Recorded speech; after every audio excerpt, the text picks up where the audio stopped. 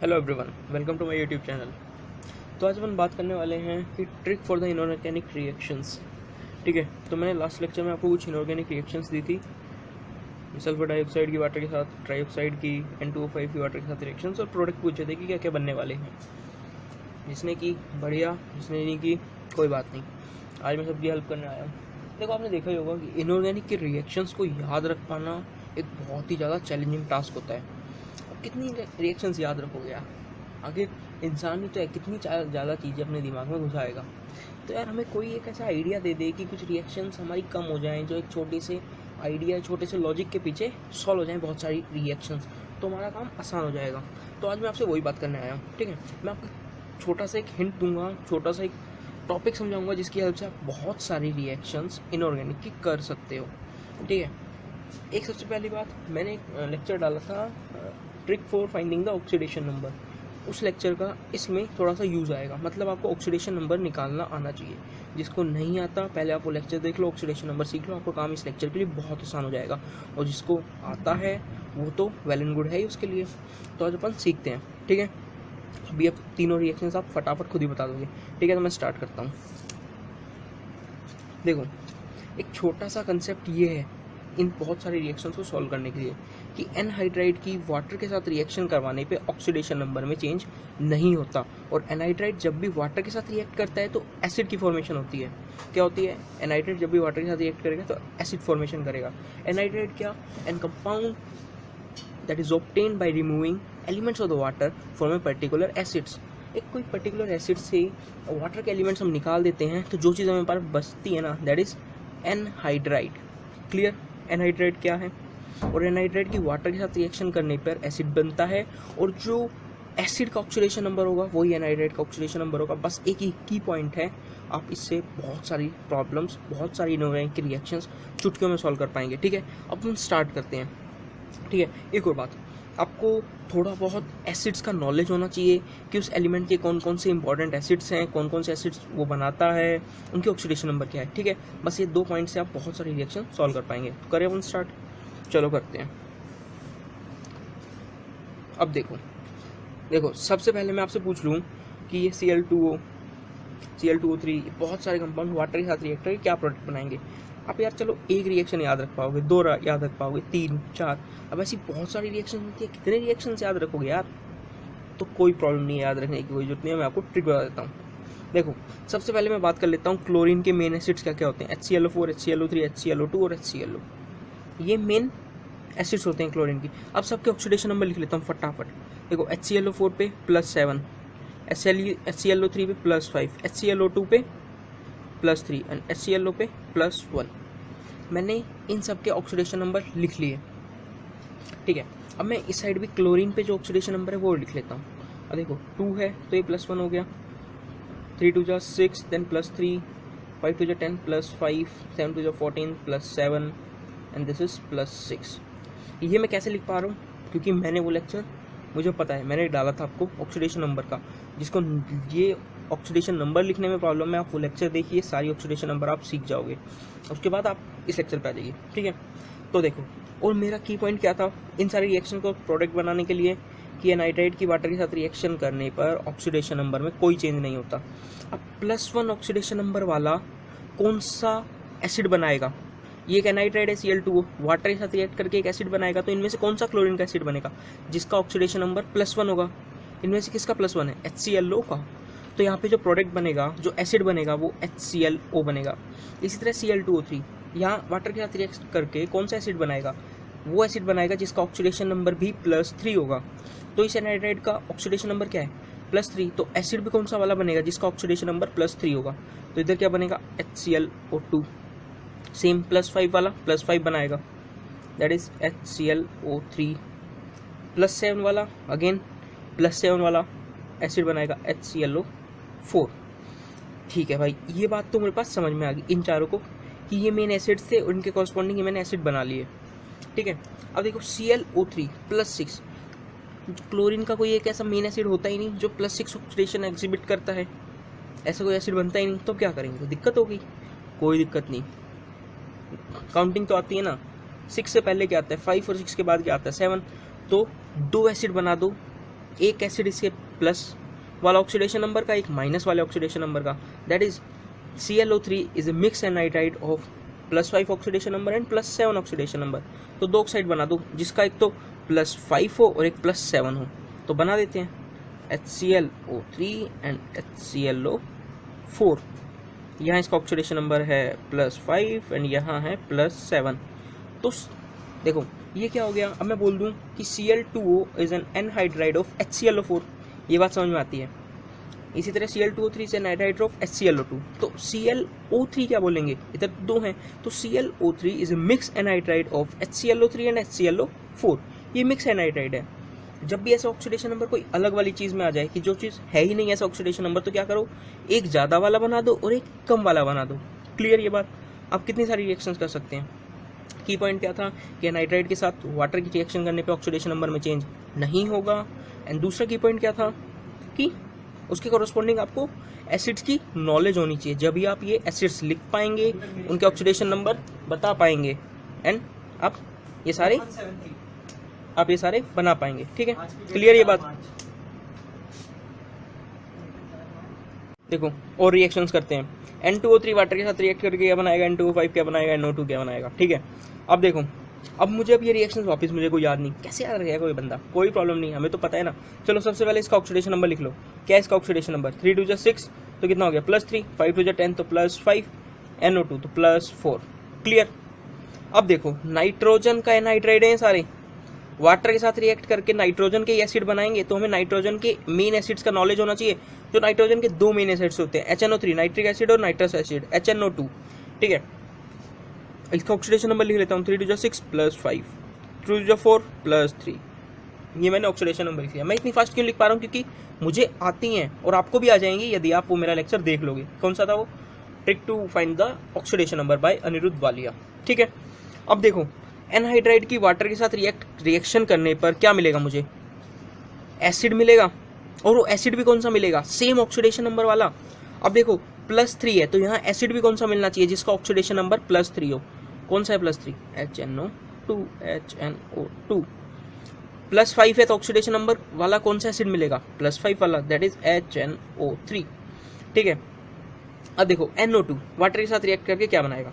अब +4 का तो कोई होता ही नहीं, कोई प्रॉब्लम नहीं, एक ज्यादा वाला बना दो और एक कम वाला बना दो। मतलब क्या, जब +4 का नहीं होता तो +3 वाला एक बना दो और +5 वाला बना दो, क्योंकि NO2 is a mix anhydride of that acids.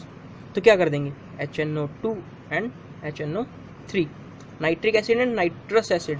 ठीक है, तो बना दिया। अब देखो ये +3 वाला है और ये +5 वाला है। क्लियर? तो इसलिए कोई टेंशन नहीं लेना कि सर +4 का तो कोई मेन एसिड होता ही नहीं नाइट्रोजन का, फिर क्या करें, कोई प्रॉब्लम नहीं, एक ज़्यादा वाला बना दो और एक कम वाला बना दो। ठीक है, अब अपनी जो प्रॉब्लम दी थी मैंने क्वेश्चन ऑफ द डे में, अब वो मैं डिस्कस कर लूँ आपसे। क्या था वो कि SO2 वाटर के साथ रिएक्ट करके क्या बनाएगा, सल्फर डाइऑक्साइड, ट्राइऑक्साइड और N2O5 नाइट्रोजन पेंटॉक्साइड। ठीक है, तो अपन करें वो। अब देखो सल्फर की बात आ गई यहाँ पे। अब देखो सल्फर, वही बात है ना, मेन एसिड्स आपको आइडिया होना चाहिए। सल्फर के मेन एसिड क्या होते हैं, H2SO4 एंड H2SO3। ठीक है, पहले यहाँ ऑक्सीडेशन नंबर लिख लूँ, क्या है, +4 है एंड +6 है। पहले इन दो की बात कर रहा हूँ, फर्स्ट टू की। अब ये दो मेन एसिड्स हैं, इसका ऑक्सीडेशन नंबर भी आपको पता होना चाहिए और इसका भी। इसका होता है +6 एंड इसका होता है +4। कोई नहीं, +4 के साथ +4 वाला एसिड बनेगा, +6 के साथ +6 वाला। तो SO2 के साथ जब वाटर रिएक्ट करके कौन सा एसिड बनेगा, H2SO3 एंड +6 के साथ वाला अगेन H2SO4।